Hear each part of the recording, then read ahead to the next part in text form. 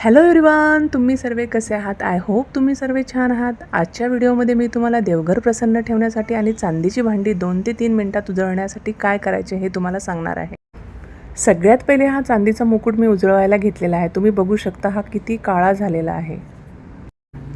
हे लिक्विड मी Amazonवरून मागवले आहे. याची लिंक मी डिस्क्रिप्शन बॉक्समध्ये देणार आहे. हे लिक्विड मी स्टीलच्या बाउलमध्ये घेऊन त्यात चांदीचा मुकुट डीप करून ठेवणार आहे. तुम्ही बघू शकता 2 ते 3 मिनिटात याचा हळूहळू रंग बदलायला लागलेला आहे. चांदीची प्लेन भांडी घरी उजळवणं खूप सोपं आहे, पण बारीक नक्षीकाम केलेली भांडी घरी उजळवणं फार अवघड आहे.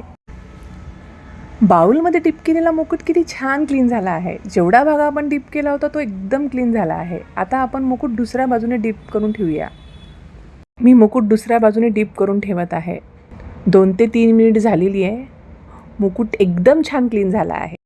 मुकुट बाउलमधून काढून दुसऱ्या बाउलमध्ये साधे पाणी घेऊन मुकुट वॉश करून घ्यायचा आहे. तुम्ही बघू शकता एवढे बारीक नक्षी काम केलेला मुकुट आतून बाहेरून किती छान क्लीन झालेला आहे. एक एक करून मी सर्व चांदीची भांडी छान उजळून घेणार आहे आणि त्यानंतर मी देवपूजेला सुरुवात करणार आहे. देवघराचे महत्त्वाचे वैशिष्ट्य म्हणजे देवघराकडे बघितल्यावर शांत आणि प्रसन्न वाटायला हवे. घराबरोबर देवघराचेही महत्त्व तेवढेच असते. घराला घरपण येण्यासाठी पूजापाठ, आरती, भजन या सर्व गोष्टींचा अंतर्भाव असतोच. देवघर हे आपल्या घरातील महत्त्वाचा भाग आहे. ज्या घराला देवघर नाही त्या घराला घरपण राहत नाही, त्या घराला शोभाही येत नाही. तुमच्या घरात छोटेसे का होईना देवघर पाहिजे. देवघर असल्यामुळे आपल्या घरातील वातावरण एकदम प्रसन्न आणि उत्साही राहते.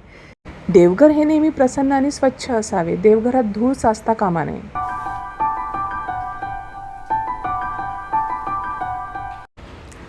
देवासाठी देवाऱ्यात आपण जी कपडे वापरतो ती नेहमी सुती, रेशमी आणि स्वच्छ असावीत. देवाच्या कपड्यासाठी लाल, पिवळा, गुलाबी, केशरी, पांढरा रंग शुभ मानला जातो. देवपूजा करण्यासाठी प्रथम देवदेवाऱ्यातील इतर वस्तू स्वच्छ कराव्या. देवदेवाला अभिषेक घालावा.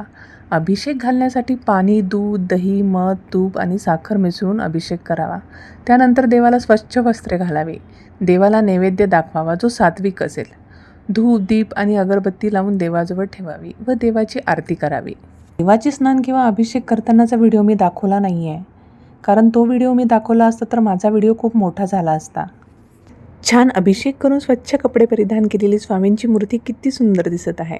देवघर ही अतिशय महत्त्वाची आणि विश्वासाची जागा मानली जाते. देवघराचे महत्त्वाचे वैशिष्ट्य म्हणजे देवघराकडे बघितल्यावर शांत आणि प्रसन्न वाटायला हवे. घराबरोबरच देवघरालाही महत्त्व तेवढेच असते. देवघर हे आपल्या घरातील पवित्र आणि शांततेचे स्थान आहे, जिथे आपण देवाचे स्मरण करतो आणि प्रार्थना करतो. देवघरामध्ये अनावश्यक वस्तू ठेवू नये, जसे की जास्त प्रमाणात देवदेवतांचे फोटो व इतर वस्तू.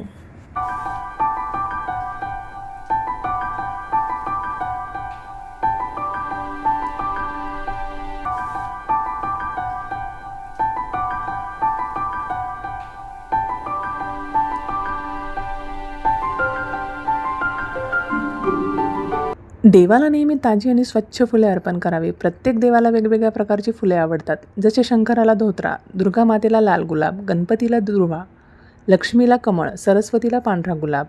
देवाला टाकलेली फुले नंतर कचऱ्यात न टाकता ती नदीत किंवा इतर पवित्र ठिकाणी विसर्जित करावी. हिंदू धर्मात देवतांच्या पूजेसाठी दिवे लावले जातात. दिवा लावल्याशिवाय कोणत्याही देवतेची पूजा पूर्ण होत नाही. देवाला प्रसन्न करण्यासाठी आणि त्यांचा आशीर्वाद मिळावा यासाठी आपण सर्वजण सकाळ संध्याकाळ पूजेच्या वेळी आपल्या घरात दिवा लावतो. धुपाच्या सुगंधाने वातावरण शांत आणि प्रसन्न होते. धार्मिक कार्यामध्ये धूप लावणे हे शुभ मानले जाते.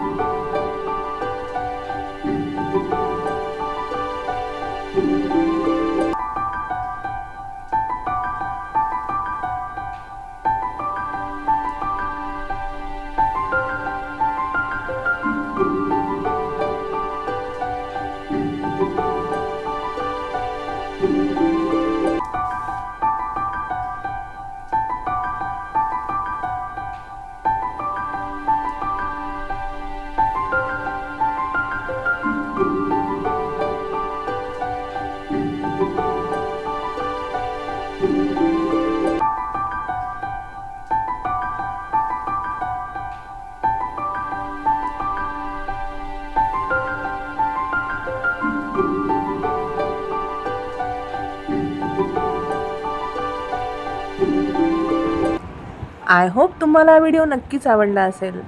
पुन्हा भेटूया अशाच एका व्हिडिओसोबत. माझ्या चॅनलला लाईक, सबस्क्राईब आणि शेअर करायला विसरू नका.